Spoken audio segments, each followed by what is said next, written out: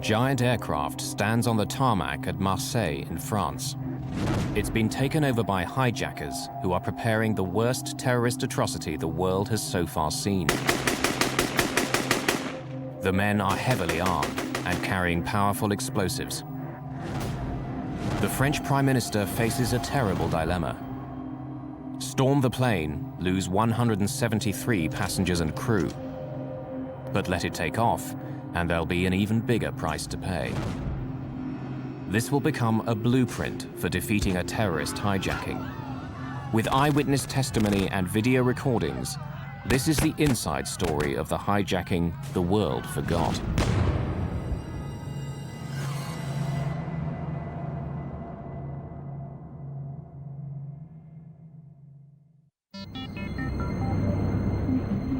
It's Christmas Eve 1994. An Air France jet is on final approach to Algiers airport. It's the early morning flight from Paris to this former French colony on the north coast of Africa. The plane is an Airbus A300 with a crew of 12 on board. 3 greens. This is no ordinary landing. Algeria is in a state of civil war. The area around the airport has been the scene of fierce fighting. There's a very real threat of missiles being fired at the plane as it comes in to land. The flights to Algiers are only done by volunteers because of the terrorist threat. We're all aware of it. We accept the risk. So dangerous is it that Air France, the French state airline, has asked its government if it really needs to continue these flights to Algiers. So far, there's been no reply. 100 feet. 50 feet. 20 feet. Leader press, engage. The captain of Air France Flight 8969 is Bernard Delem, a highly experienced pilot. This is his first ever television interview. The events are still so threatening to him that he'll only appear in silhouette. There were some security measures, like on any other flight, and a few extra ones since we were in Algiers. But at my level, I had no qualms about flying there. Even now, 10 years later, I can still say that I like doing in Algiers. The plane will only be on the ground for the short time it takes to clean, refuel, and board the passengers for the return flight. They're mostly Algerians, but many are French, escaping for a while the perils of life in Algeria. 3 years earlier, Islamic fundamentalists had won the elections there, hoping to install an Islamic state. But then the military seized power and imprisoned their leaders. Since then, Algeria has descended into chaos. Like every other year, I decided to come and spend the holidays in France, and I had a cousin with me. I was chief stewardess at Air Algeria, and I wouldn't take any other flight but Air Algeria normally. But when I arrived at the airport, there were no seats left. The flight was full. But an Air France booking agent suggested that I take the Air France flight. So I did. At least I'd be certain of taking off. Boarding is nearly over, but then, another sign of the fraught security situation, police board the plane for one more check. Presidential police, you two take the rear.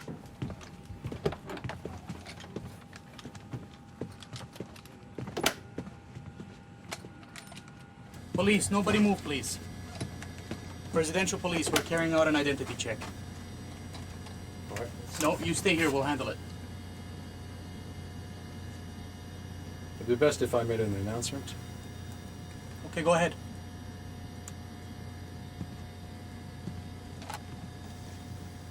Ladies and gentlemen, good day. This is your captain speaking.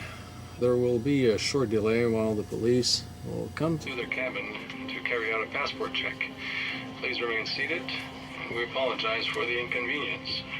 We should be on our way shortly. Passport. Passport. When they came towards us, they were armed. And that's really unusual. Passports, please. This unauthorized delay to Flight 8969 is making the military suspicious. Algerian special forces, known as the Ninjas, are already heading towards the plane. I looked outside and I could see the ninjas out there, the Algerian Special Forces. I said to myself, why are there so many of them? Tarut means infidels.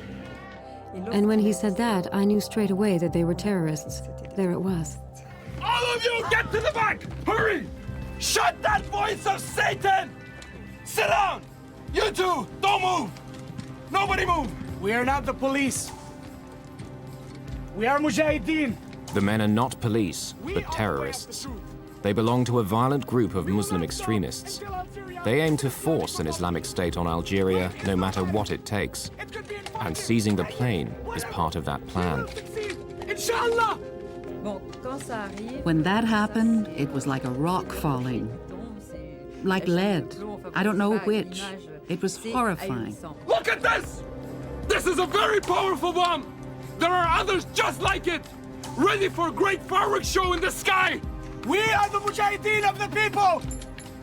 God has chosen us to die, and you to die with us! The leader, 25-year-old Abdullah Yahya, is a notorious killer. There is nothing to fear! God awaits us all in his heavenly paradise.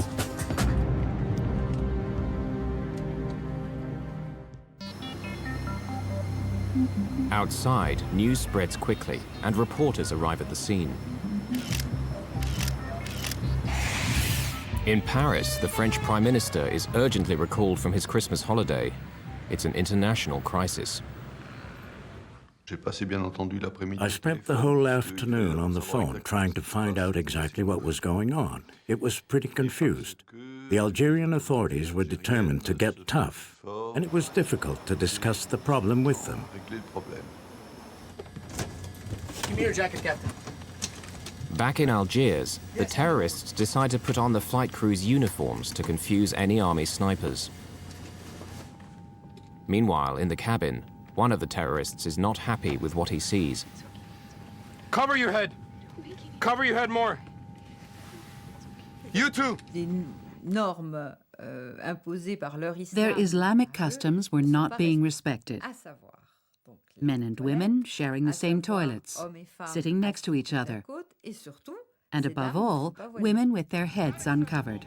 That was intolerable for Lotfi, and it threw him into a rage. Lotfi's character is very peculiar. We called him the madman because really he was always on a knife edge. He had fits of rage. He was always on the brink of fury. What he saw there in the cabin was intolerable for him. He had to cover these women up. Now, 2 hours into the hijacking, the terrorists want to talk to the Algerian military. You in the tower. We have taken control of this Air France flights. We are the armed Islamic group. Do you hear me? Do you understand? Do you hear me? What is wrong with this thing? They don't hear me. They couldn't hear you because you both talked at the same time. You have to start again. You tell them. Do it. Air France 8969. What do you want me to say? The terrorists order Captain Delem to take off for Paris. They say they're going to hold a press conference there. But the plane can't move. The passenger boarding stairs are still attached, and the Algerian authorities have parked vehicles to block the runways. Air France 8969. The passenger boarding stairs are still in place. Please remove them immediately. They meet with a blank refusal. Things are starting to go wrong for the hijackers. The Algerian strategy is not to give way on a single point, but it's a dangerous policy, as they are soon to find out. We are going to blow up the world! We are going to blow up the plane and everyone in it! Do you hear me? Do you hear me? Armed terrorists have hijacked an Air France jet at Algiers airport. They want to leave for Paris, but the government won't let them. It's a stalemate, for the moment. I'll say it one more time. Please remove the boarding stairs so that we can leave for Paris. You think we are joking? We will show you how we are joking. We are soldiers of God. We are ready to die. We will show them. The terrorists are about to send a message to the Algerian government. During the passport check, they've identified among the passengers an officer of the Algerian police. Then 2 rows behind me, there was a policeman. Can you come with us, please? We need your help. He asked the policeman to follow him.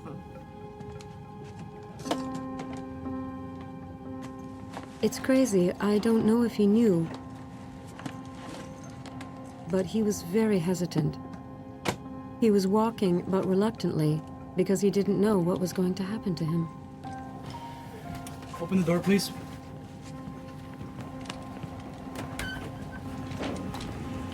So please take our message to the government.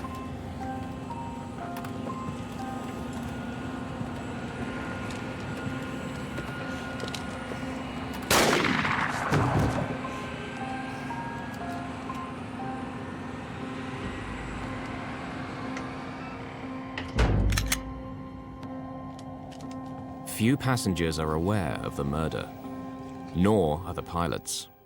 The first contact we were allowed with the cabin was when a stewardess was allowed into the cockpit to see if we wanted anything. I said, we'd like a glass of water, because it was hard to swallow, as you can imagine. Our throats were very dry. Just then, she whispered to me, they've already killed a passenger. I was dumbfounded because we had no idea. We'd heard nothing. But the passengers are growing more concerned about what's going on outside. There are signs that the Algerian Special Forces are preparing for an armed assault. The biggest worry that we all had was that the ninjas, the Algerian Special Forces, would attack the plane. Things were going on inside the plane, sure, but anything that would come from the outside would upset things, and that scared us. As French Interior Minister at the time, Charles Pasqua knows exactly how the ninjas operate. They were trained by us. We were taking a considerable risk by letting this plane stay in Algiers, because we knew that although the Algerian forces were perfectly capable of ending the siege, it would have ended in a bloodbath. The Algerian military maintain their hard line, so the terrorists are about to raise the stakes again. Another passenger must die. When they came for the second passenger, we knew things were going wrong. This passenger, he was different. He was Vietnamese, a diplomat. He was the real foreigner on this plane. This passenger was not cowed by their terror, and that must have bothered them. The Vietnamese diplomat believes that as an outsider, he's being released.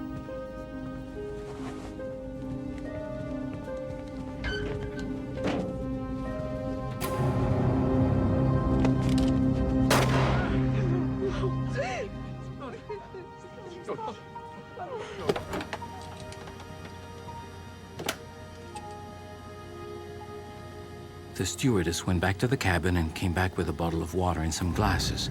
She served us and whispered, it's not one now, it's two. Immediately, I realized that we had really hit the jackpot.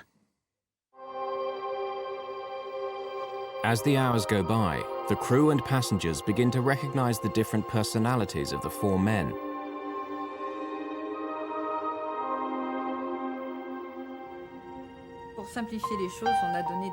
To make things simpler, we gave them names. Yaya gave us his name straight away, so that was easy.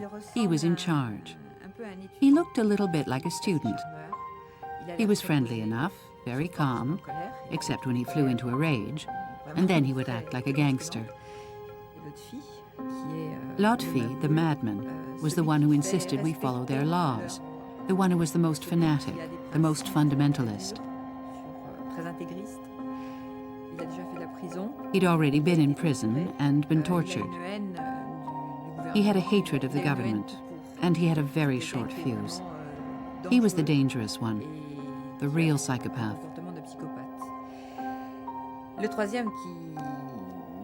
The third one didn't have a name. We called him Bill. He was a little bit simple. You wondered what he was doing there, and you could see him wondering the same thing. It was an error in casting. He was more of a goat herd than a terrorist. Then, finally, there was the killer. It was he who did the shooting, and who cleaned his gun afterwards without any remorse or feeling. I wonder if he knew what he was doing. The killer in the group is becoming increasingly bizarre.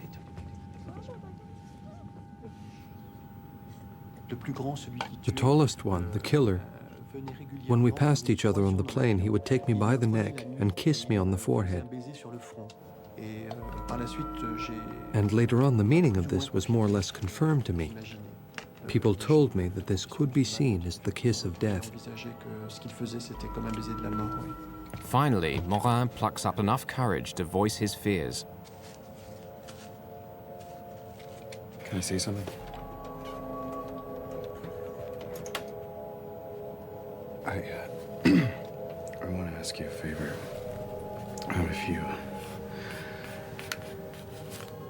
If you decide to kill me, I want you to promise me that I don't want to be killed by a bullet in the back, because when I die, I want to be able to see your face. What are you afraid of? Well, it's impossible not to be afraid with what's going on the plane. You don't need to worry. Because if I kill you, you will be a martyr. You will go straight to paradise.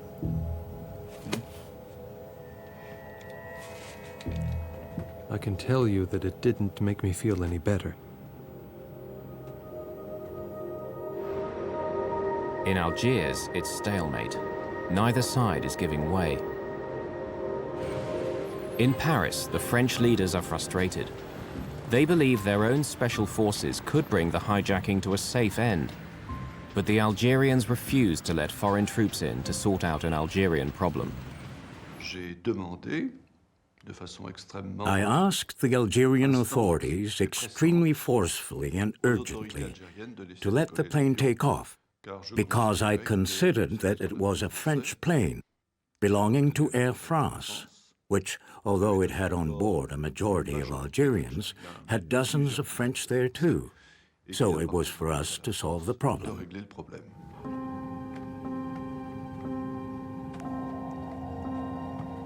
Night falls.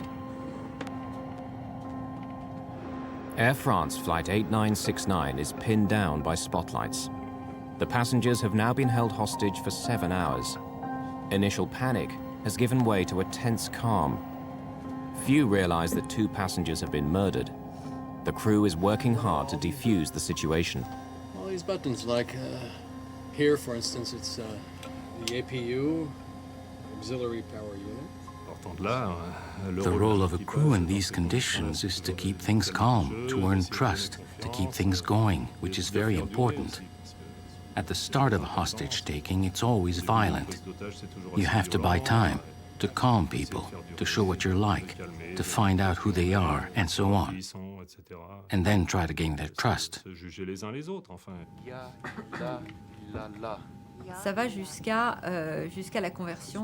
There was the conversion to Islam of 2 stewardesses, of whom I was one. It was a request from the terrorists. I don't have any disrespect for believers, but if it could help calm the terrorists down, then I didn't have any problem faking a conversion. We are going to blow up the world! We are going to blow up the plane and everyone in it! Do you hear me? Do you hear me? Through the night, the threats and ultimatums continue. But the Algerian government will not give in. It's a battle of wills. At one point, it was quite calm. I made a tour of the cabin about 2 in the morning. There were 2 of them lying on the floor, between door 1 left and door 1 right. I thought, look, 2 of them are asleep, one's at the rear, there's only one in the cockpit. If an assault took place now, maybe it wouldn't be so bad. But that's as far as it went.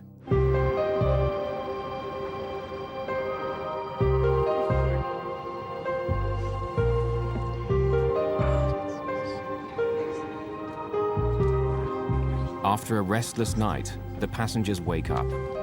It's Christmas morning. It was a marvelous gesture. There was one person we called Father Christmas because he said, "You've worked hard enough, now it's my turn." And he took round all the bottles of water and glasses to the passengers. The passengers joined in. That's to say, they tried to eat something, to do normal things, to make the atmosphere a little bit more normal and a little less stressful than it really was. It was the waiting, because in reality, we could do nothing but wait. During the night, the French government has decided to send its special forces to the island of Majorca, as close to Algeria as possible without being accused of interfering. Colonel Denis Favier was then a major in charge of the French counter-terrorist unit, the GIGN. Since the hijacking, it's feared that terrorists have put a price on his head, and he doesn't want his face to be seen. The decision was taken to send GIGN to Majorca. An Air France aircraft was put at our disposal, identical in every respect to the hijacked aircraft, as well as an experienced crew who knew the technical side, all the details of the plane. En route to Majorca, Major Favier's men have familiarized themselves with every detail of the A300 Airbus, in the expectation that they will get the chance to attack the plane. Back in Algiers, the terrorists release some passengers, mainly women with young children or people with serious medical conditions. But there are still over 170 people on board, a handful for the 4 young terrorists. And the passengers are not who they thought they would be. I don't know how the terrorists organized their business. They certainly put a lot of thought into it. They obviously wanted to seize a symbol of France, and Air France is a national symbol. But perhaps they didn't realize that in an Air France plane at Algiers, most of the passengers would be Algerians. 138 of the passengers are Algerian citizens. The terrorists offer to release them, leaving only the French nationals on board. A gruesome indication, perhaps, of their final plan. However, the Algerian passengers refuse to leave. It's true that in Algiers they were going to free some of the passengers, and they refused to get off. I think that one of them said, if we leave, then afterwards they're going to kill the crew, so I'm going to stay. I think that this man was sincere. I can't explain it, but it was the truth. The Algerian government has another trick up its sleeve. They've managed to identify the terrorist leader, Yahya, and bring his mother to the microphone to try to weaken her son's resolve. Ma! Ma! I love you, but I love God more! The Algerian government's tactic misfires. It sends Yahya into a boiling rage. They went and got my mother. Can you imagine that? My mother! They went and dragged my mother over here! How many French are back there? 1 man and woman. Go get the man. What do they think they're playing at? What do they think they're doing?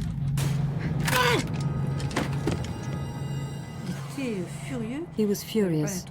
He had no intention of changing his mind. Even the love of his mother, even his mother couldn't do anything. Until now, the terrorists haven't targeted any French citizens. But their time has come. 2 staff members of the French embassy are on board, a secretary and a young chef.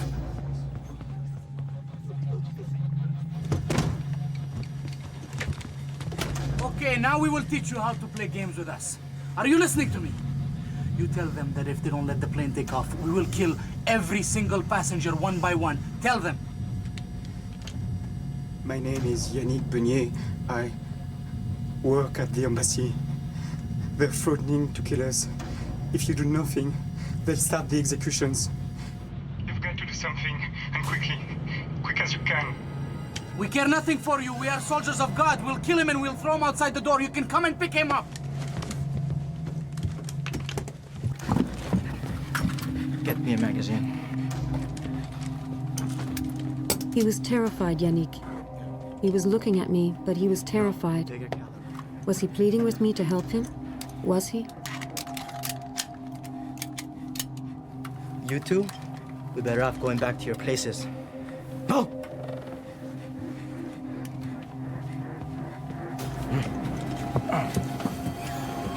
I was saying to myself, no, it's not possible. It can't happen like this. It's not possible.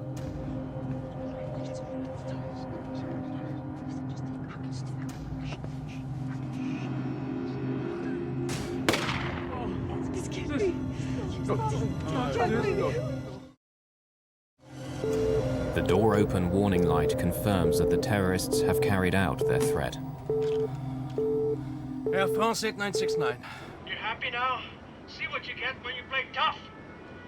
On a assisté à distance. We witnessed at a distance the execution of this man. C'est quelque chose qui a été qu'on avait vécu. It was something we lived through with great emotion in Paris, because we were patched into the conversations between the plane and the control tower. The French government can no longer stand by and do nothing. Prime Minister Balladur gets on the phone and threatens his Algerian counterpart.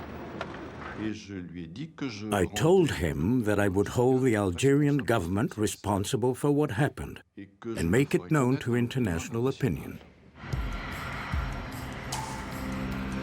Balladur's threat works. The Algerian president caves in. Finally, after 39 hours of terror, Flight 8969 can leave for France. Just then, there it was. We could leave. In the plane, there was a joy you could not imagine. And really, this impression that that was it. We'd succeeded. We had all succeeded, and we were going to be saved. We were leaving Algiers. But there's a problem.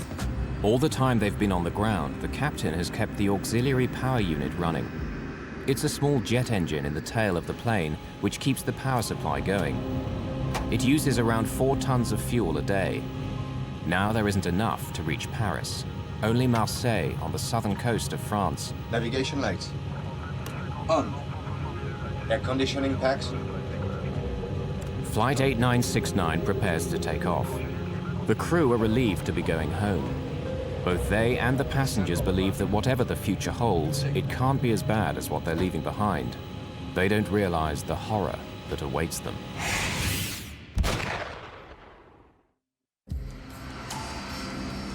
After 2 days of terror and the death of 3 passengers, the Algerian authorities are allowing Flight 8969 to leave for France. The terrorists say they're going to hold a press conference there. Before takeoff checklist completed. But Captain Delem wants an urgent word with the terrorist leader. What is it? What's wrong? Look, since the start of this whole thing, I followed your instructions. You want to get to Paris to talk to the journalists. I'll take you there. But I want to know if you're going to blow up the plane between Algiers and Marseille. Why do you ask if I'm going to blow up the plane? Because the responsibility for these passengers is on my shoulders. No, there's nothing to worry about for you or the passengers. We fly to Marseille, like you said, refuel the tanks, and then we go to Paris. I give you my word.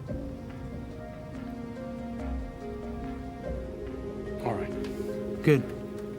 Let's go. Me, I believed them when they told me that the plane would not be blown up between Algiers and Marseille. I don't know if they would have given me the same answer between Marseille and Paris.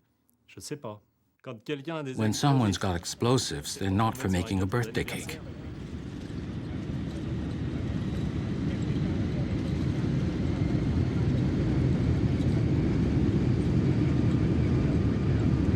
We have 2 terrorists strapped in their seats in the cockpit, and they're so excited. They're like kids, excited, happy. What's more, they'd succeeded.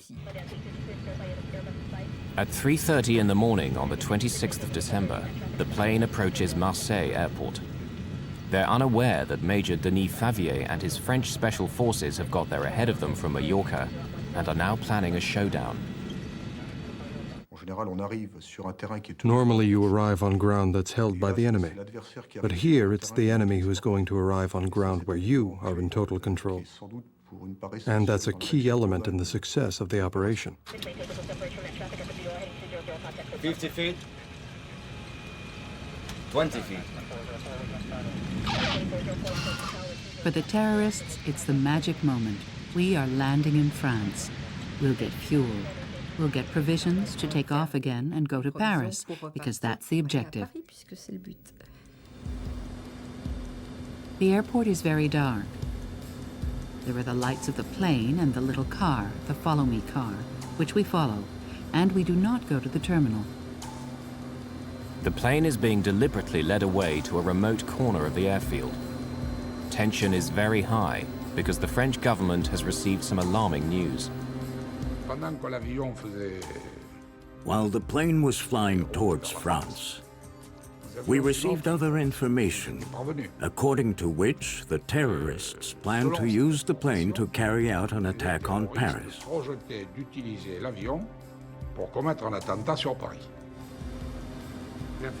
The information was credible, and we took it seriously.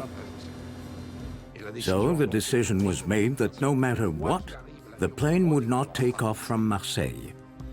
No matter how high the price may be, the plane would not take off. We picked a very precise spot for the plane to park, and then we just played for time.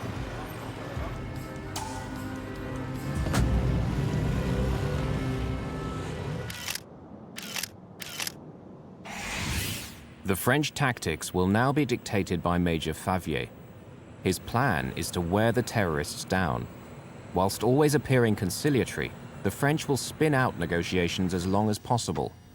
They know that Yahya and his men must be tired. The hijacking has now gone on for almost 2 days.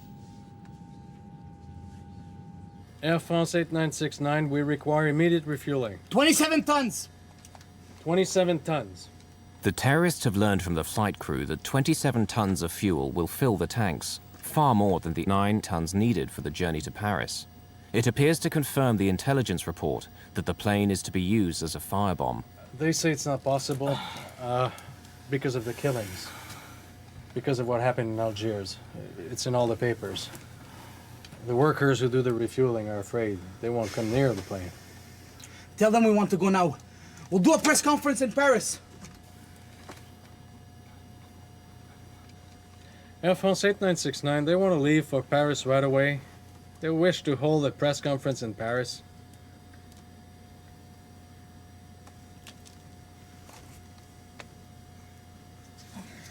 They say, why go to Paris while all the international press has come here to Marseille? They're all here. Why do a press conference in Paris? There's no point. We can do it here on the plane. Major Favier has baited the hook. Will Yahya bite? Tell them we want CNN.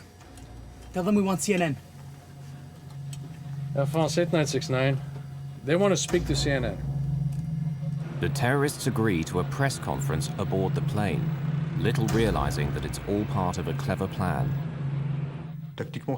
Tactically, this press conference was important because it enabled us to get some of the passengers moved to the rear of the plane. The negotiators asked that the front of the plane be cleared for the press conference. The real reason is to create a clear area for the French special forces when they storm the plane. Because what the terrorists don't realize is that the plane's doors can be opened from the outside. Are they coming? No, not yet. By now, the plane has been sitting on Marseille's taxiway for 12 hours. The French special forces know how many terrorists there are and where they are. It's believed the French special forces planted microphones on the fuselage of the plane. Now they're waiting for the sun to go down to take advantage of the dark. On the plane, they know nothing of this. They're still waiting for the press to arrive. Tower 8969, Everything's ready here. You can send the press now.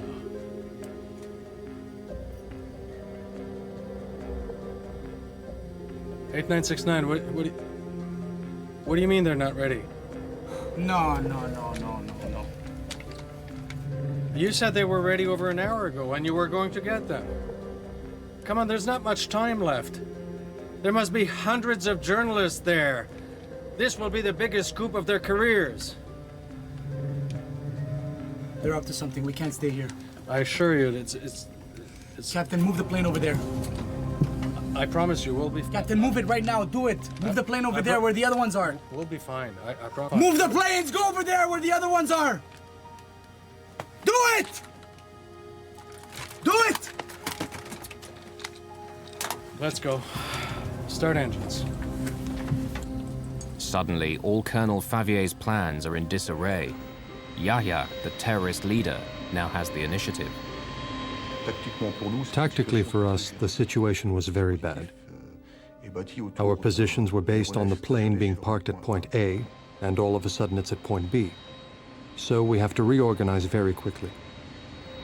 Captain Delem is forced to park right at the foot of the tower, close to the terminal and other flights. If they blow up the plane now, the casualties could be enormous. Tell them it's too late now! There won't be a press conference. It's too late. It should have been done. Tell them to fill the tanks. We're leaving. They have until 5 o'clock. At 5 o'clock, we're taking off. Tell them, Captain, do it. I've had it. Do it. Air France 8969. Major Favier is having his men picked up as fast as possible to move to new positions. He puts snipers on the terminal roof, where they'll have a view of the cockpit. He only has a few minutes to set up his emergency plan, a cavalry charge of passenger boarding stairs. 3 air stairs and 30 men. This is the plan. Penetrate by the 2 rear doors, with 2 teams of 11 men each at the rear right and rear left doors, and then a penetration by a smaller team of 8 men at the front right door to gain control of the cockpit, since we know that the terrorist leader is in the cockpit. Our intention is to cut off the cockpit from the rest of the plane. By 5 o'clock, no fuel has been delivered. The authorities have no intention of allowing the plane to take off. 5 o'clock comes round, and there, it's the moment when Yahya has to do something.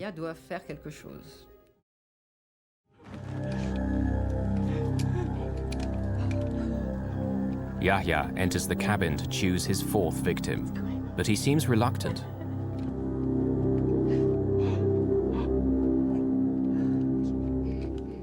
He chooses a member of the crew, the youngest, the most foreign, who had made the mistake of telling him he was an atheist.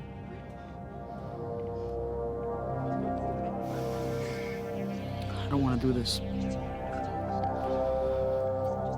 But I got no choice.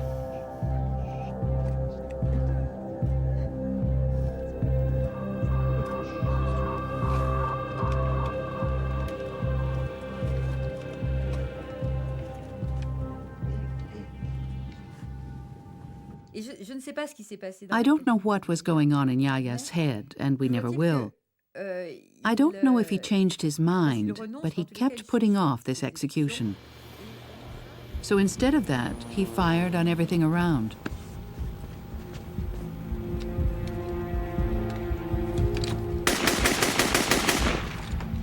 The hijackers know they are in the endgame. But then they discovered there was a public address and they started reciting verses from the Quran. It was very difficult because it was the prayers for the dead. We had to prepare ourselves for death. We were going to die as martyrs. God was waiting for us. There was silence, and all of a sudden it was a state of panic. The terrorists know the French negotiators are in the control tower. They decide to send them a message.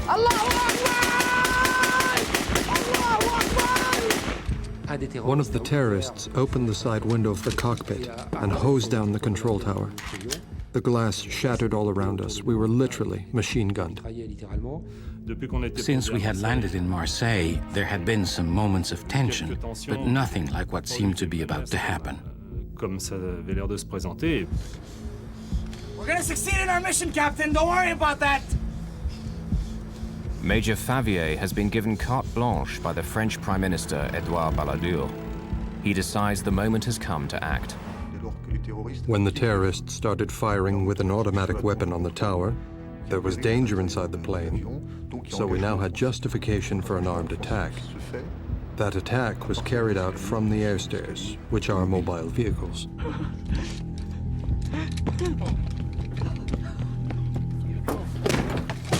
They're coming! The terror coming!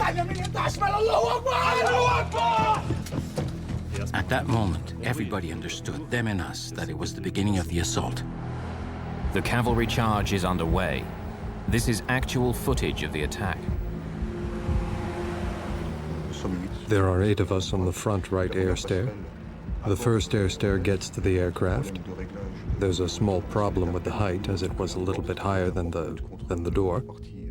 The door hits the top of the air stair, a slight step back, the door opens, the air stair touches the plane, and the group goes in. Then it's the apocalypse. Get down! Get down! And then the group that has gone in comes under a deluge of fire from the terrorists who shoot at everyone who enters, an extremely murderous fire.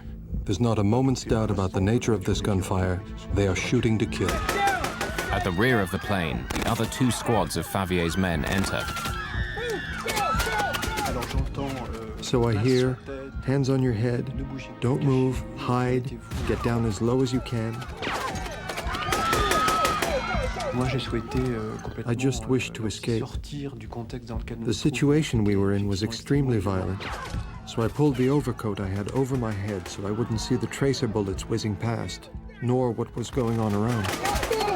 Hundreds of bullets are whistling through the cabin. Grenades are exploding. There's smoke and confusion everywhere. I was in a rather bad spot, so I tried to make myself as small as possible. You stop breathing, and you imagine that you're hard enough to stop the bullets. The snipers on the terminal roof can see the terrorists in the cockpit, but frustratingly can't get a clear shot. The co-pilot is blocking their view. But that problem is about to be solved.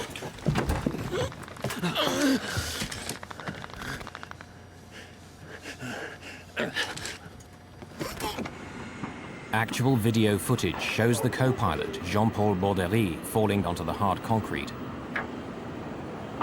Yet he still manages to stagger away to safety.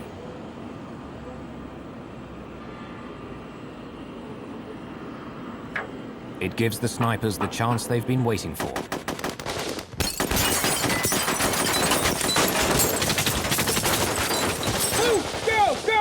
At the rear of the cabin, the French Special Forces is evacuating the passengers through a hail of gunfire. But cabin steward Christophe Morin finds himself unable to escape. I tried to take with me a woman, a passenger who had been sitting next to me, but she was too fat, she could not come. So we just held hands. Unbelievably, only a few minutes after the assault began, most of the passengers have been rescued. By now, only 1 terrorist is left alive, but he's going down fighting. There was only the flight engineer and me left in the cockpit. We looked at each other, and there's just this one terrorist. He looks at us, one after the other. His 3 colleagues are here, dead or nearly so. Out of spite, he could have killed both of us. He didn't. What more can I say? I think that after 54 hours, there is mutual recognition and respect, quote-unquote, between the terrorists and the hostages. Yes, bonds were created in this drama. And I think these bonds were activated, and that they perhaps contributed to saving the lives of some members of the crew. The French news footage captures amazing scenes of the battle. A Gigéen man is blasted out of the plane by gunshots.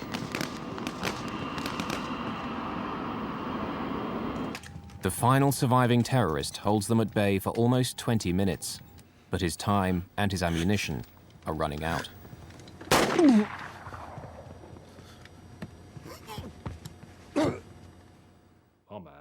The flight engineer and I looked at each other, we knew exactly the situation we were in. As long as there were gunshots, we knew we could die. But once it stopped, or when we thought it had stopped, then we said, all right, it's over. But it's not over yet for the captain and his flight engineer. The GIGN are not sure who were the terrorists and how many are still alive. Everyone is suspect.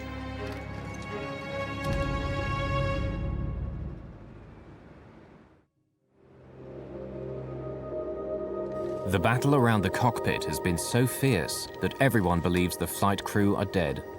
The French special forces suspect that any survivors may be terrorists in disguise. The flight engineer is hustled off the plane and handcuffed. Get up! Hands on your head. I'm the captain of the plane. I will get out, but not with my hands on my head.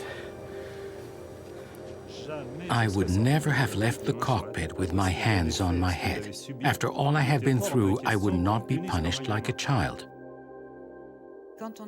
When we saw Bernard and Alain come out, we couldn't believe it. Alain was handcuffed and his shirt was covered in blood.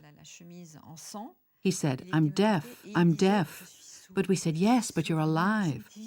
We told them, he's our flight engineer, let him go. It was incredible.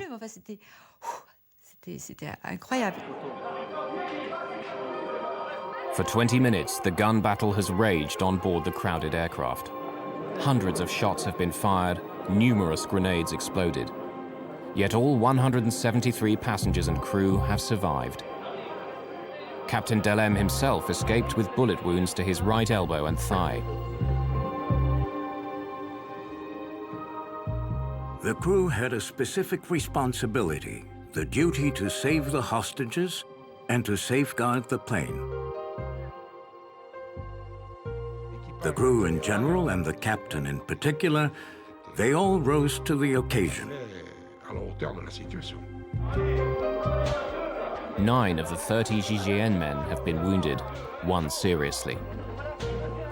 When I assessed the gravity of the GIGN men's injuries, and when we learned that none were fatal, then yes, I could consider that the operation overall had been a success. Out of the 161 passengers who survived the hijacking, only a few have suffered slight injuries. A huge relief to the French Prime Minister. I cannot say that I was calm that day, but I considered that there was no other decision to be made than the one I took. So the only thing that was left for me was to hope that things would unfold well. And as a matter of fact, they unfolded exceptionally well. I would not have dreamed that they would go that well. All the French special forces and the crew members received high national honors for their courage. For a long time, I kept seeing the faces of the 3 dead passengers that I couldn't save. Then, when the time of the medals came, I realized that I had helped save 170 people. It's a lot more gratifying, and it allowed me to mourn and get over it. I don't wear the medal, but I'm proud of having it, and I consider that we deserved it. We only did what we were supposed to, our job. It was a textbook mission, one of the most successful anti-terrorist operations ever carried out. But the traumatic experience will never leave the survivors. Zahida Kakachi, the passenger, could not stay in Algeria. She became so anxious about her safety, she emigrated to France. Stewardess Claude Berniard was thanked by Air France, but never worked for them again. Christophe Morin suffered the same fate. Since this horrific experience, his outlook on life has changed radically. He now works for a charitable organization. Captain Delem eventually returned to flying duties. After a further 9 years of service, he's recently retired from Air France. Later, a former leader of the Algerian terrorist groups, Omar Chiki, confirmed that the plan had been to blow up the plane over the Eiffel Tower, the symbol of the French nation. Hundreds might have been killed when the plane crashed down onto the crowded streets of Paris. They never tried again, and the world would forget this hijacking. Until 7 years later.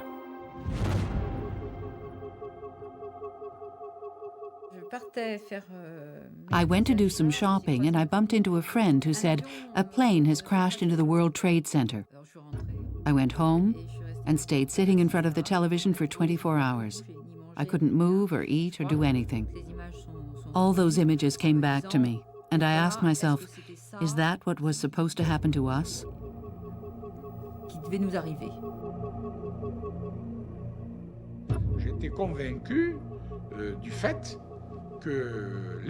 I was convinced that the terrorists wanted to crash the plane over Paris.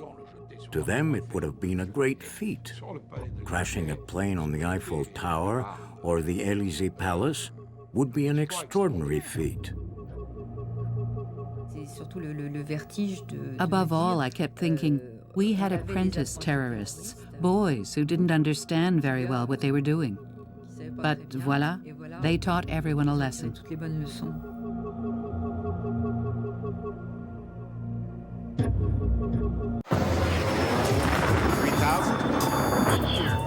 not getting any oxygen. We have the terrain alarm. Even Tower Aero Peru 603. We are in an emergency.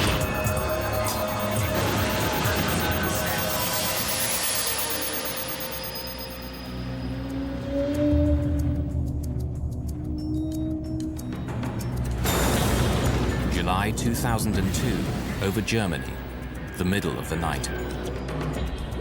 What is it? A Russian plane is taking children on holiday to Spain, but the pilots can't believe what they see heading towards them. Increase climb. Climb, you said!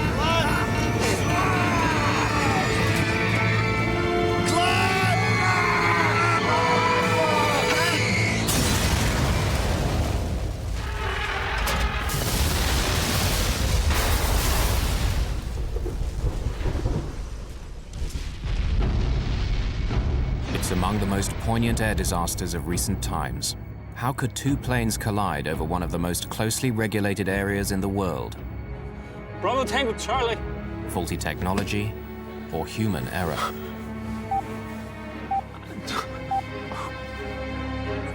Oh!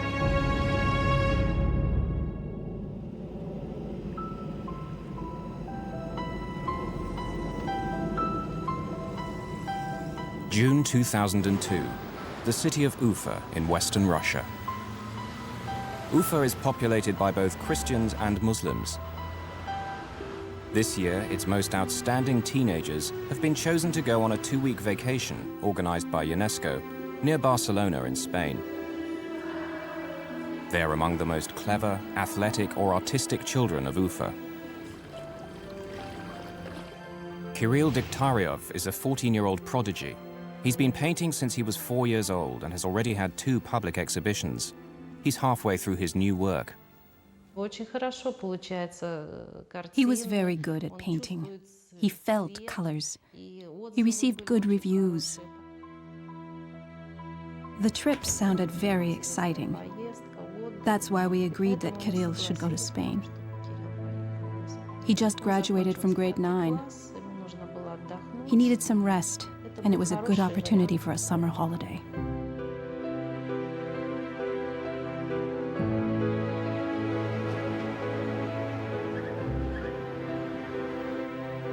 Alina Hananova is a 12-year-old who's won several gymnastics competitions.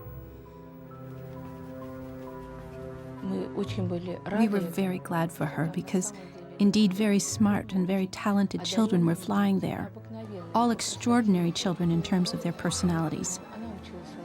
She studied very well, and she got only excellent marks. I remember that she was pleased to go on the trip. She loved getting ready for it. She was so excited. We purchased some clothes and some vacation stuff.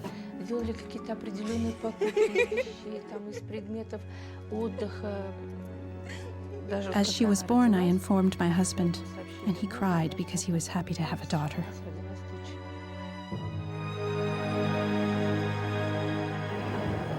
The 46 children from Ufa, accompanied by a few teachers, leave on a train to Moscow. There, they're due to catch their flight to Barcelona.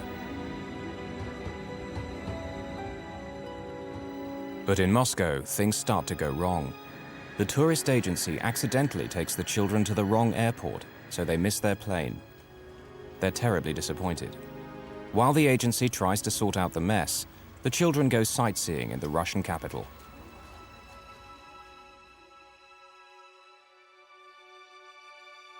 It takes 2 days to charter another jet, but finally they're on their way to Barcelona.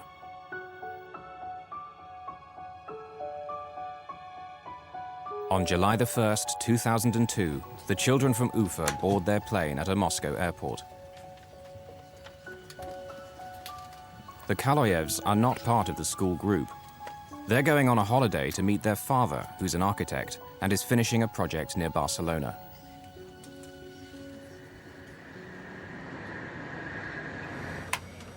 No fewer than 5 Russians are flying this plane. The captain is Alexander Gross, who's been a pilot for over 30 years. Alexander had a good theoretical knowledge. He was very smart. Today, the first officer is Oleg Grigoriev. But actually, Grigoriev is the airline's chief pilot. On this trip, he'll be evaluating Captain Gross's flying. If you did something wrong, some captains would criticize you very rudely. Others would be very formal and polite.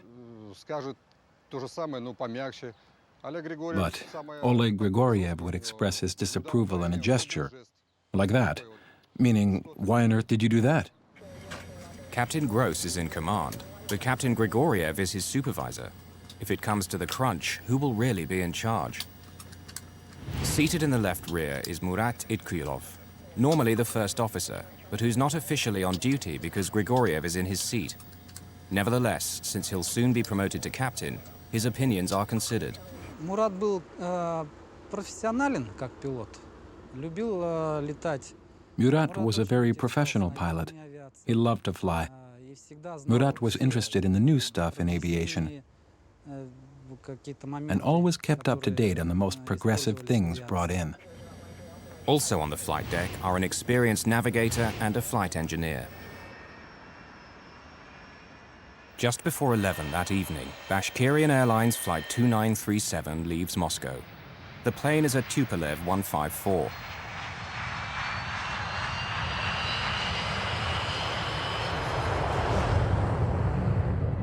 Like most modern aircraft, it carries collision avoidance equipment called TCAS, or Traffic Collision Avoidance System. Descend, descend, descend. TCAS works because all commercial aircraft carry a transponder, which sends a constant stream of radio signals identifying them and saying where they are. TCAS listens in and calculates whether any of the planes is on a collision course. If they are, it will tell the pilot what action to take to avoid collision. Descend, descend. If air traffic control should ever let them down, TCAS will be their last line of defense. Clear of conflict. Hundreds of miles away in Bergamo, Italy, a Boeing 757 is getting underway. It's flying for DHL, the international freight company, and is heading for their European base at Brussels in Belgium. The Russian Tupolev will cross its path over southern Germany. The Boeing has only 2 people aboard, Captain Paul Phillips, who's British, and First Officer Brant Campioni, who's Canadian, and due to fly the next leg of the journey. The DHL takes off at 6 minutes past 11 on what will be its last journey.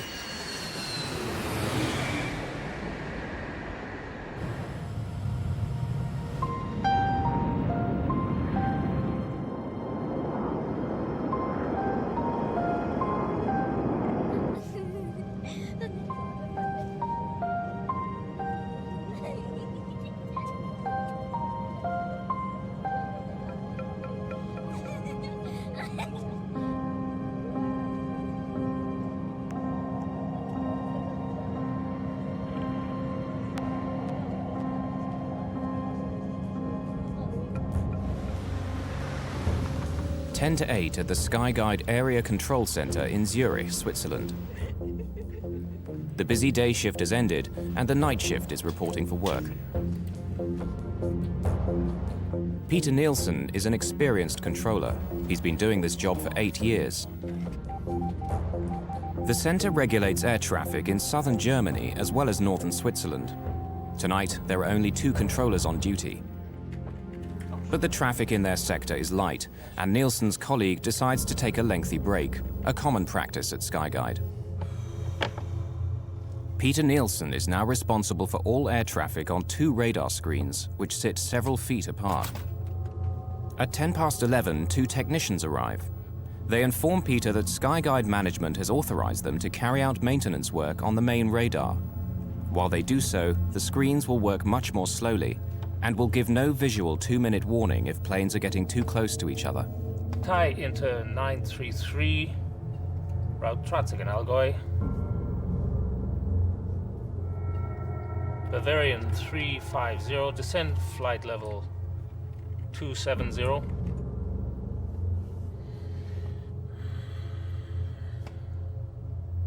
The engineers now tell Peter Nielsen they have to shut down the telephone system as well. They switch over to the standby phones.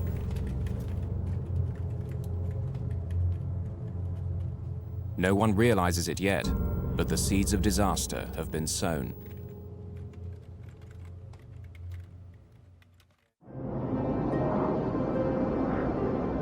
The Russian plane, filled with schoolchildren, is now over central Germany and flying towards Switzerland. Captain Grigoriev gets final clearance from the last German control center before they cross south into Switzerland. 128.05, Bravo Tango Charlie, 2937. Goodbye. The German controller hands over the Russian plane to Skyguide, where Peter Nielsen is at the helm.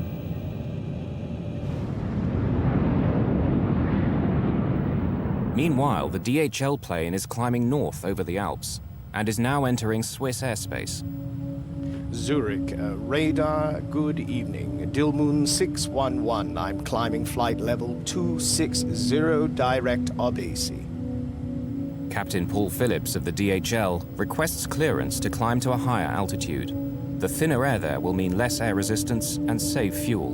Roger, climb flight level 320. Direct Tango Golf Oscar and requesting 360, thanks, it's available. Tillman 611, climb flight level 360.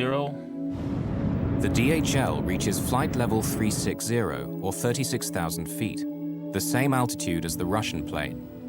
And they're on a collision course, but they're many miles apart. So far, no danger. Now the assistant gives Peter Nielsen a new flight strip. An Airbus Aero Lloyd Flight 1135 is flying to the airport of Friedrichshafen nearby. It's going to increase Peter's workload dramatically over the next 5 minutes and have him switching from one screen to another. Peter tries to dial the airport control tower at Friedrichshafen to discuss handing over the Aero Lloyd flight to them, but the line is dead. He tries a second time. The phones aren't working. The Aero Lloyd pilot is trying to make contact with Peter. He has to leave the Russian pilots unattended. But the Russian pilot is also calling him on the other screen. Aero Lloyd 1135, roger. Call you back. Station calling. Say again, please. Zurich, good evening. Bravo Tango Charlie, 2937. Level 360. Bravo Tango Charlie 2937, squad 7520. The Aero Lloyd is calling again. Yeah, expect so. Call you back shortly. Now another plane needs him. A Thai Airways flight heading north. Thai Inter 933, contact now on Munich 132.140. Goodbye. Air traffic controllers are used to handling tricky situations. But tonight, Peter's equipment isn't working properly, and he's controlling two screens at the same time. Normally, his radar would warn of any impending collision. What he doesn't know is that tonight, it's out of action. Correct. What is your present heading? Present heading is 265. Roger. Right turn, heading 280, vector ILS 24. Right heading 2804, to expect ILS 24, Aerolite 1. Peter wants to get this Aeroloid flight off his hands. He tries dialing the public number for the Friedrichshafen control tower for the third time.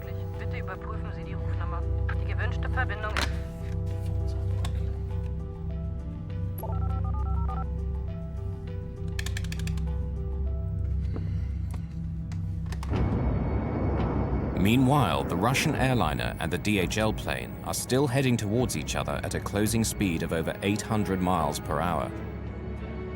Neither crew is aware that they're only 2.5 minutes apart.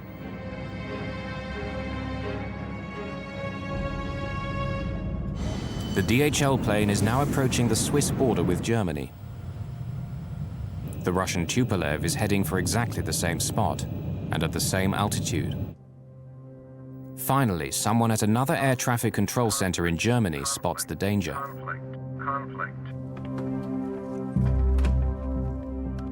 He grabs the phone to warn Nielsen, but can't get through.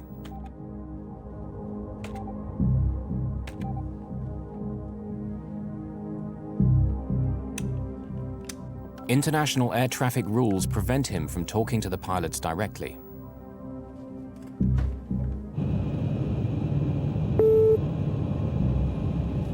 Look at that.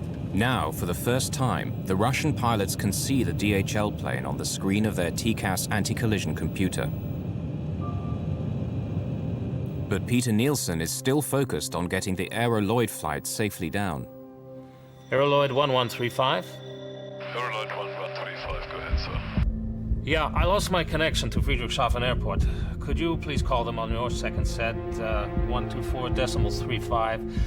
Tell them you're coming in ILS 24 with 20 miles now? Okay, will do. Thank you.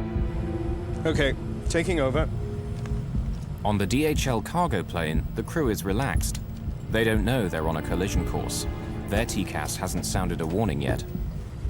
Stuff I can get you? The first officer goes to the washroom. On the Russian plane, the pilots are getting concerned. The other plane is getting closer and closer, but they're not exactly sure whether he's on the same altitude as them. He's going below us. Why below? 500.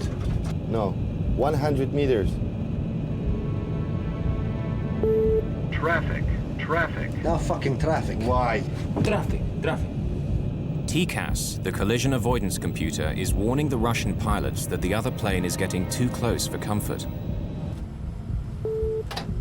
At the same moment, the TCAS in the DHL cockpit detects the Russian plane.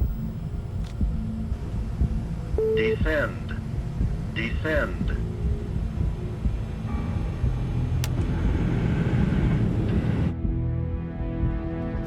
Peter Nielsen finally realizes what's happening. Bravo Tango Charlie 2937, descend flight level 350. Expedite, I have crossing traffic. Descend. Captain Gross disengages the autopilot and starts to descend. Climb.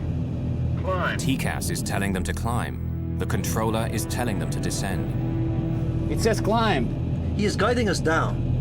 Bravo Descend? Tango Charlie 2937, descend level 350, expedite descent. Expedite descent level 350.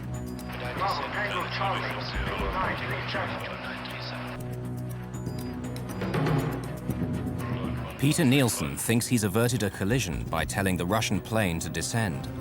But what he doesn't know is that the DHL pilots have received a TCAS instruction telling them to descend.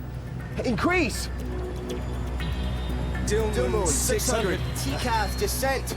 They're trying to tell Nielsen that they have a TCAS instruction to descend, but Peter can't hear them. If both planes obeyed TCAS, there'd be no problem.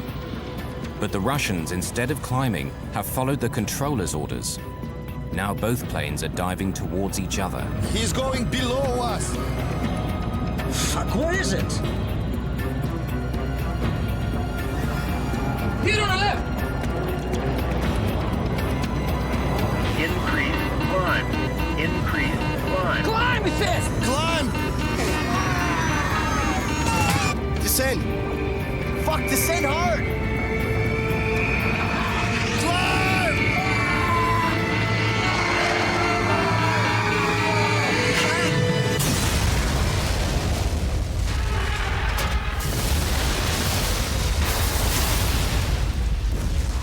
The tail of the DHL clips the belly of the Tupolev, tearing it apart. The pilots soon lose consciousness.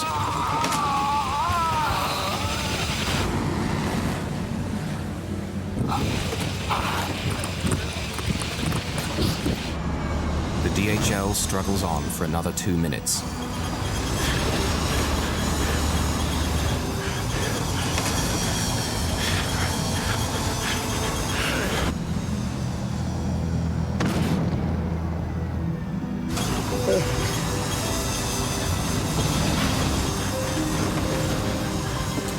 It will crash 4 miles away.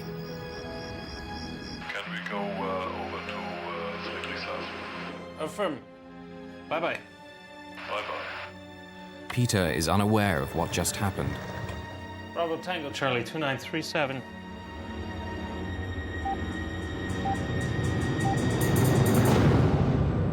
Bravo Tango Charlie 2937.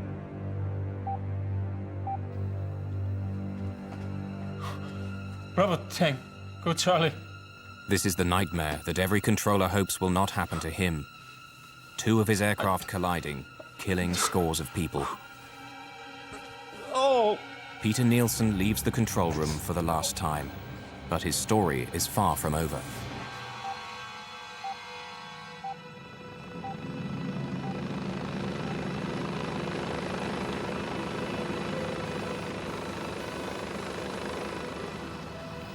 The wreckage of the 2 planes has fallen just outside the small city of Überlingen on the German-Swiss border. Wreckage is scattered over 130 square miles. It's the worst mid-air collision in German post-war history. Debris comes raining down around a school for handicapped children run by Bruno and Stella Wegmüller.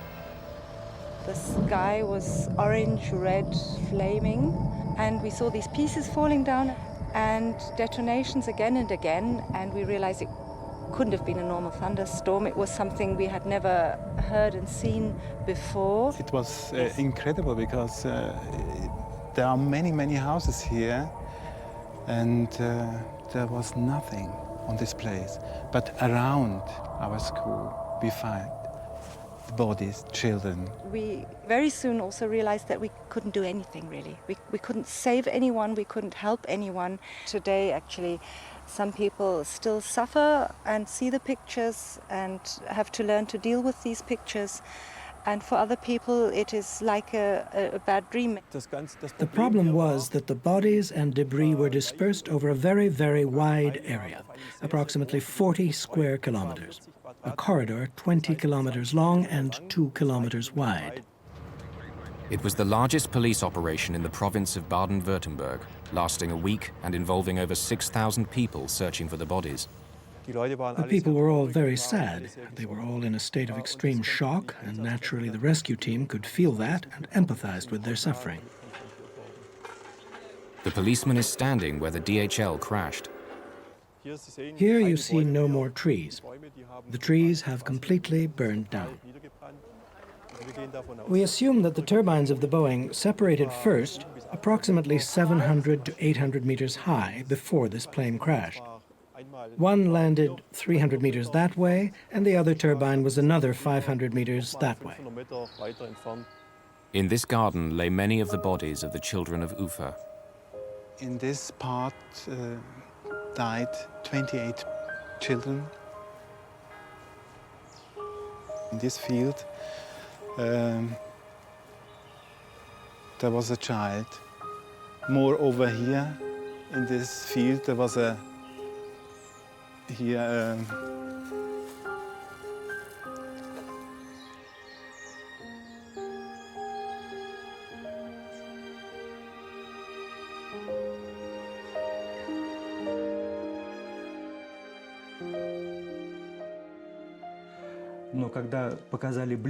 When they showed a close-up of an airplane, I saw an emblem of our Bashkir Airlines on the rear of the aircraft. I was in the kitchen. Everybody was still asleep. I nearly fainted. I leaned to the table.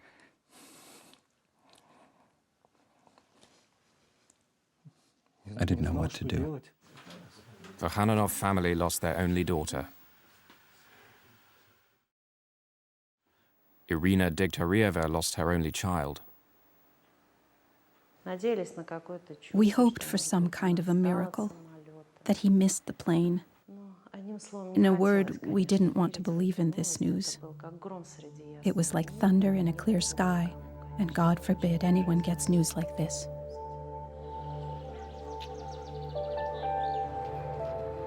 Vitaly Khaloyev, the Russian architect, was awaiting his family in Barcelona.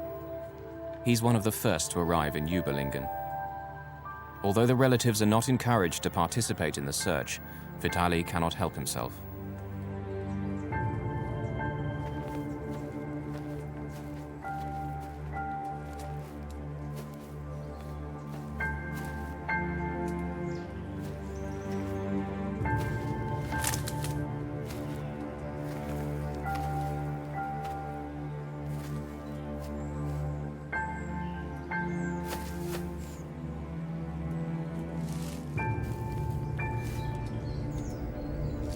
Vitaly finds a broken pearl necklace. He recognizes it as his 4-year-old daughter's. My angel.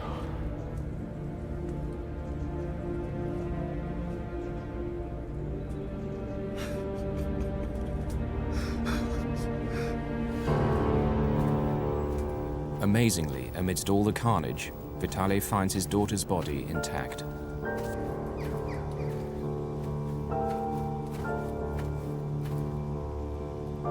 She did not suffer at all. The mutilated bodies of his wife and son won't be found until later.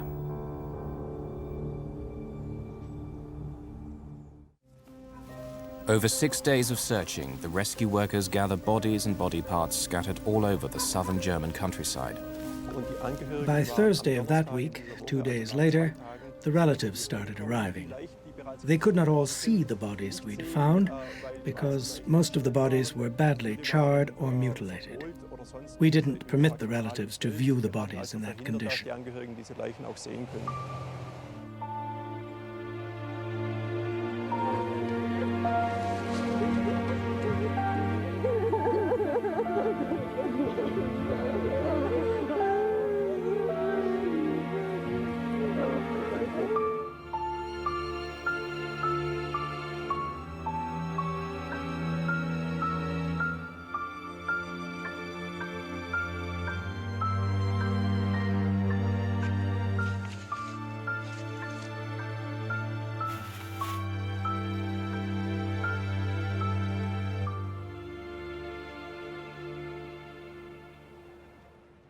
In Ufa, in western Russia, both Christian and Muslim communities are devastated by the loss of their children.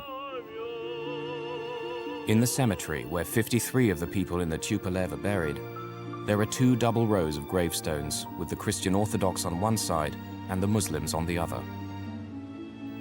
It's eerily reminiscent of the seating arrangement on the plane.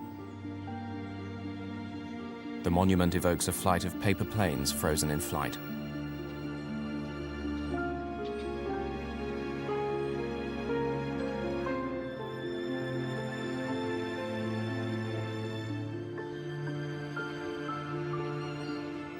This is Kirill's grave, the young talented artist. And this is Alina's, the 12-year-old gymnast.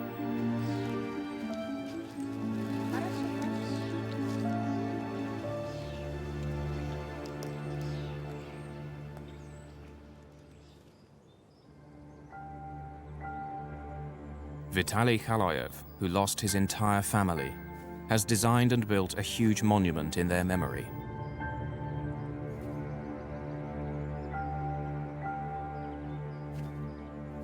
Day and night, he lingers at the cemetery, inconsolable.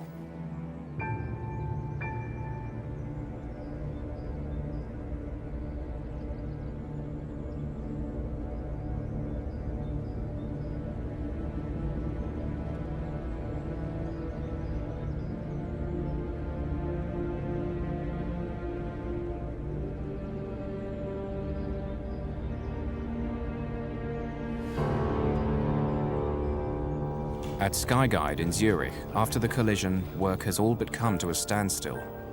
People were in a state of shock.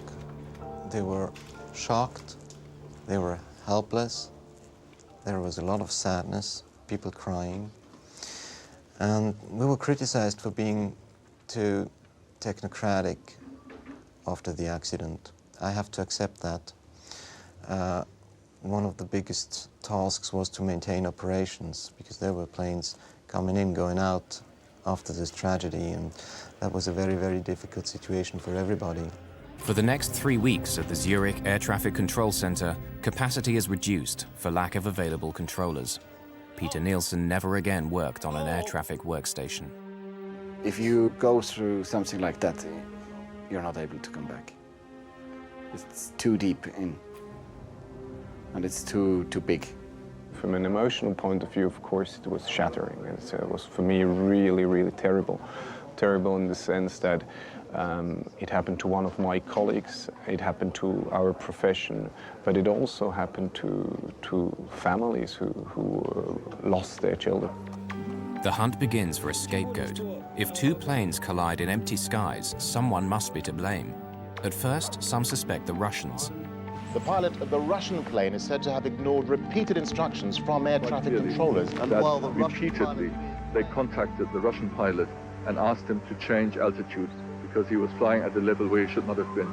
Now, the Russian pilot never responded to those warnings from air traffic control. The Russian pilots, particularly in Soviet times and also now, but to a lesser extent, were extremely well trained.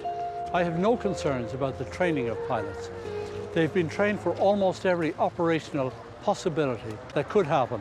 Why did the TCAS device meant to avoid collisions, in this case maybe help cause one? And why didn't the Russian plane descend when first ordered? A language problem? Controller commands are always in English. I knew everybody from that crew. Everybody knew English enough to speak with controller. So who is to blame? The media spotlight now falls on controller Peter Nielsen. He was the man who'd guided the two planes towards each other. They were under his control. He must have caused them to collide. I was as shocked as I could have been with any other name or any other colleague. I was just very sorry for him. The media coverage about the incident very often makes you angry because these statements are taken out of context. You really get the impression they just want to fill the newspaper, they write whatever they get. They go after colleagues, they give them a call at home, they follow you wherever you are. You don't deserve to be the boogeyman for everybody. And that's something which really is still very difficult to accept, that suddenly we are some sort having to take the blame because the others are dead or the others are hiding behind politics, rules and things like this. We started to leave this building by the underground exit, which leads through another building, just not to see anybody. They were asking people on the street in Kloten, people who were not involved at all, just to broadcast something in the evening. And that makes you angry, and you cannot resist it. And what more do we know about this Swiss controller at the center of the investigation? He was chased by the media. He was accused of being a murderer. He's the man, obviously, everyone wants to talk to, but at the moment, the Swiss say he's in no position to talk. And we heard today that the Swiss authorities have opened an investigation to see whether there's enough evidence for charges of manslaughter. The accusation was manslaughter by negligence in 71 cases. And The speciality is that in this case, the investigating judge has been working on a investigation on his own, independently from what the Aviation Investigation Board of Germany did. Meanwhile, that investigation is underway, headed by Germany's air crash detectives, the BFU. By the 5th day, they've read all the black boxes. So this is a typical voice recorder, which was built into the Tupolev 154. It shows 2 reels.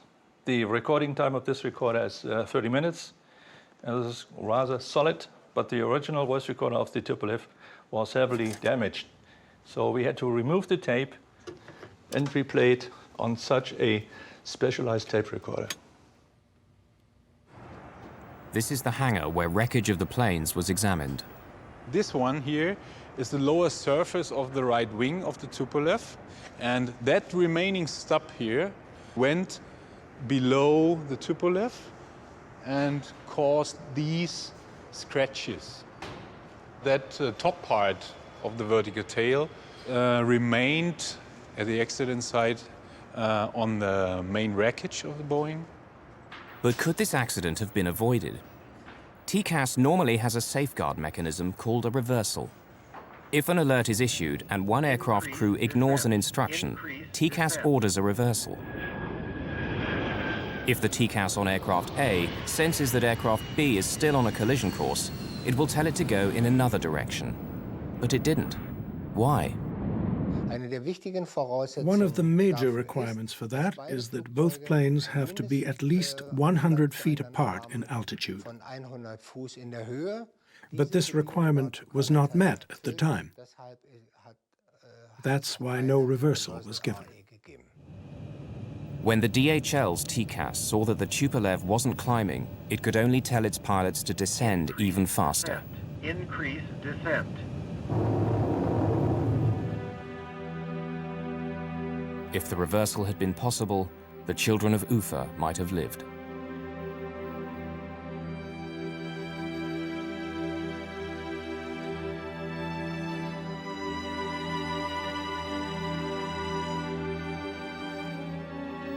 July 2003.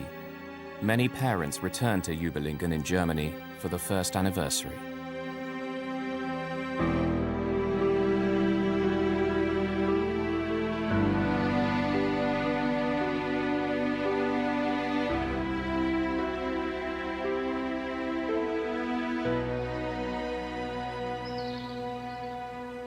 The Germans built a memorial on the site of the tragedy. It's made up of a series of giant silver pearls on a broken necklace.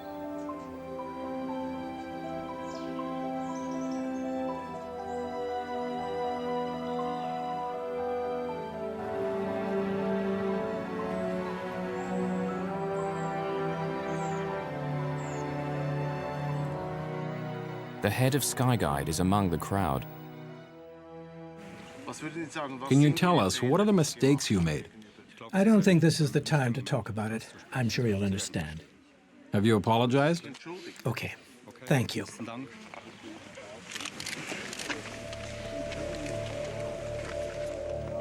Among the parents is Vitaly Kaloyev. He asks the head of Skyguide which controller was responsible for the accident, but receives no answer. Yes, in fact, the man asked if it is possible to meet the controller, to meet Peter, and the answer was it is not possible. The request passes almost unnoticed, but Vitaly Kaloyev is not satisfied. Descend. Crossing. Meanwhile, as the investigators work, they discover a fog of confusion surrounding TCAS. When it was introduced 20 years previously, there'd been a fatal omission. Descend flight level 350. Expedite. I have. No one said what should happen if there was a conflict between what TCAS was saying and what the controller was saying. It says climb. There's no hard and fast rule to guide the pilots. He is guiding us down. Increase descent. Whilst pilots in the West have always been taught to obey TCAS, 600. TCAS descent. in the rest of the world, it's anyone's guess. We're not accustomed to not trusting controllers. In civil aviation, there were lots of situations when pilots didn't follow instructions of the controller, and that led to plane crashes or other accidents. The mentality of Russians is still very much in the lines of the old Soviet ways, and they're much more inclined to follow instructions than to do what they think may be appropriate. They always reckon that the other guy knows better. The potential for a terrible accident was there, and a year and a half before the Überlingen tragedy, it nearly happened. Over Japan, 2 jumbo jets with 677 people aboard came so close that they filled each other's windscreens. The violent avoidance maneuver caused 100 people to be injured, some of them seriously. This was seconds away from being the worst plane crash in aviation history. Once again, a pilot had listened to the controller instead of his TCAS. Descend. It should have served as a warning to everyone. Yet from ICAO, the International Civil Aviation Organization, there was only silence. ICAO is responsible for drawing up the rules of commercial aviation. German investigators say that their vagueness about how to use TCAS was one of the reasons for the Überlingen disaster. I think this is the first time that I remember any major accident investigation, the one done by the BFU, fingering any of the aviation authorities in any serious way. And this is a serious way. So I think this is quite unique. If ICAO had carried out a detailed investigation of the incident in Japan and made recommendations that led to changes in procedures, this probably would not have happened. ICAO did not feel it necessary to get involved in this, and they left it entirely up to the Japanese authorities. Had it been a collision, maybe they would have got involved. After this near miss, the Japanese government immediately asked for their guidance. But unfortunately, ICAO only acted on the request 18 months later, after the Überlingen disaster.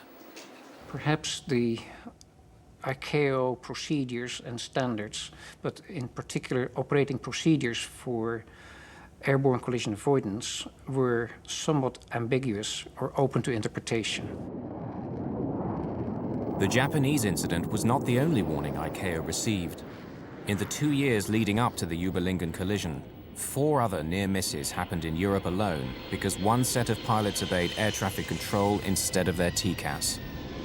If I have to summarize the advice that we gave the world, if a warning comes from ACAS, pilots should immediately follow it at all times.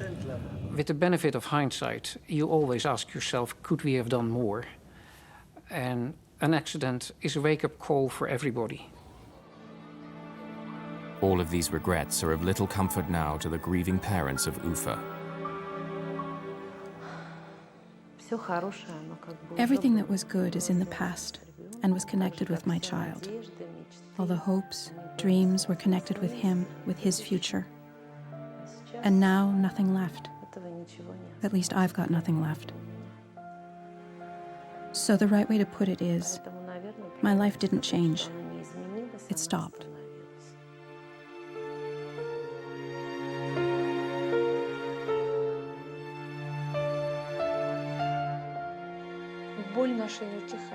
Our pain doesn't go away, you know? It's getting stronger every year.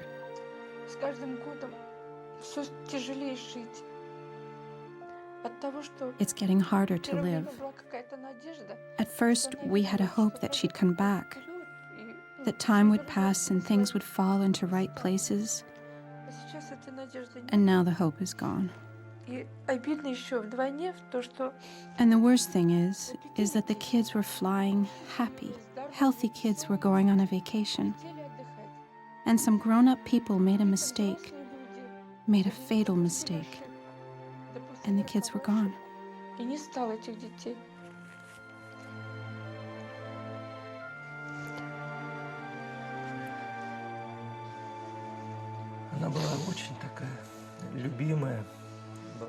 She was loved. She was very kind, gentle. She was the beloved daughter. Beloved daughter.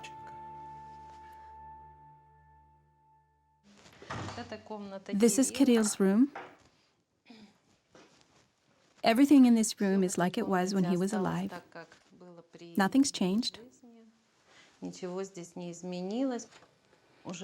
After he was killed, there were also 2 exhibitions. One exhibition took place here, in Ufa, while the other one was in Germany, in Überlingen.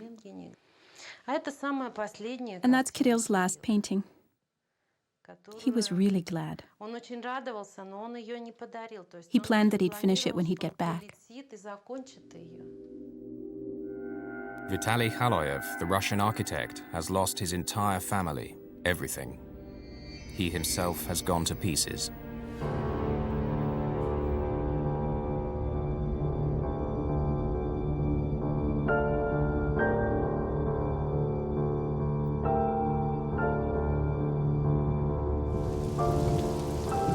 He's become obsessed with finding out who is responsible for the collision. Khaloyev decides to travel to Zurich to play out the last tragic chapter in the Überlingen story. On February the 24th, 2004, a stranger calls at the house of the controller, Peter Nielsen.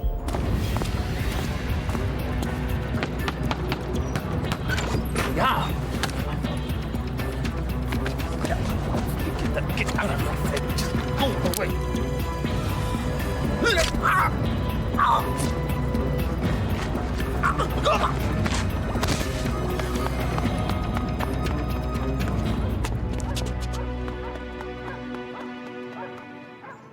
It was just the saddest thing you can imagine. I knew his family. I knew how much he loved his kids and his wife, and The presumed perpetrator is apparently 48 years old and of Eastern origin. He is likely the father of one of the families that was killed at the crash. He likely lost his wife and both their children. They found Vitaly Khaloyev nearby in a hotel. Suspected but not yet charged with the murder, he's presently in a psychiatric clinic while they decide whether he's fit to stand trial. Did he have the capacity to discern? Was it an impulse, or did he have the capacity to commit a crime? Certain traces and police evidence were found which seemed to indicate that he could be the murderer. We are working on this theory after the accused himself conceded that he could be the murderer. We didn't want him to be killed. We didn't want to have more victims related to that catastrophe because of our children. The killing of the flight controller was a very, very sad event. And the saddest thing of all was that he was not actually responsible for the accident. The system responsible for the accident was the poor Skyguide management and quality control of their system. The investigators had worked out exactly what went wrong that night at Skyguide, and how an unfortunate series of events had made disaster almost inevitable. First, Peter's colleague goes for a break, leaving him alone to watch 2 radar screens several feet apart. It was a standard practice at the ATC company that at night, one air traffic controller was responsible for controlling the entire airspace of ATC Zurich. Then, following management instructions, the maintenance men start to switch things off. Peter's radar screen is working more slowly and will not warn him if 2 planes are about to collide. He doesn't know that. During the maintenance work, the radar system had to be run in fallback mode. In fallback mode, the controller has no STCA available. STCA is short-term collision alert, a warning on the radar screen that planes are in imminent danger of collision. He did not know that the STCA system would not be available.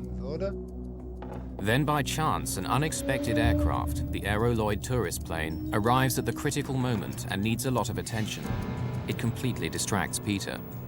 He tries to get outside help, but the main phone system has been accidentally disconnected by the maintenance crew, and the backup phone isn't working. The controller has been robbed of all the technical support he needs.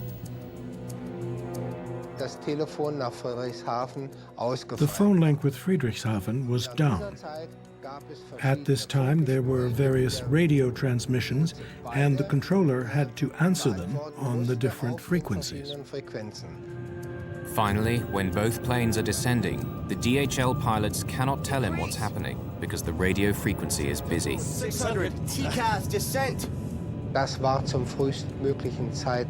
The earliest they could do that was 23 seconds later, because until then, the frequency was blocked by the ATC Zurich transmission to the Tupolev crew. May 2004.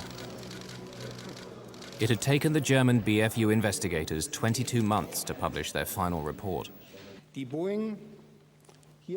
They found that the disaster had two major causes.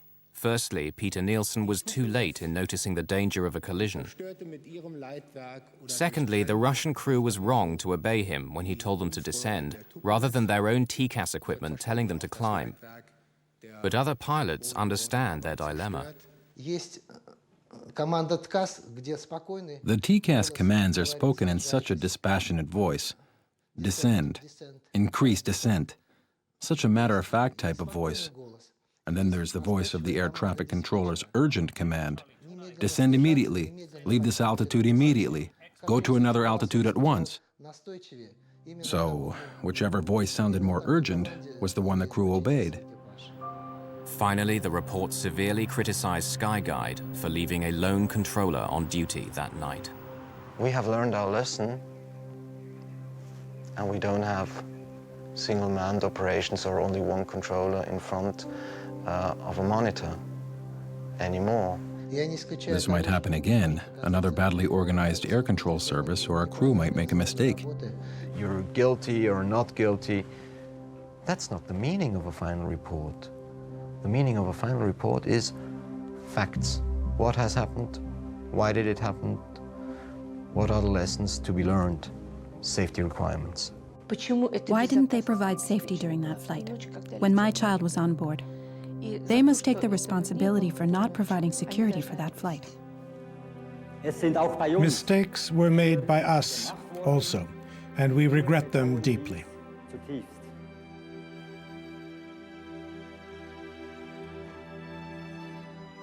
We acknowledge our responsibility as set out in the BFU report, and we ask the families of the victims for forgiveness. At Skyguide in Zurich, a rose now sits in a vase in memory of Peter Nielsen and the tragedy of Überlingen.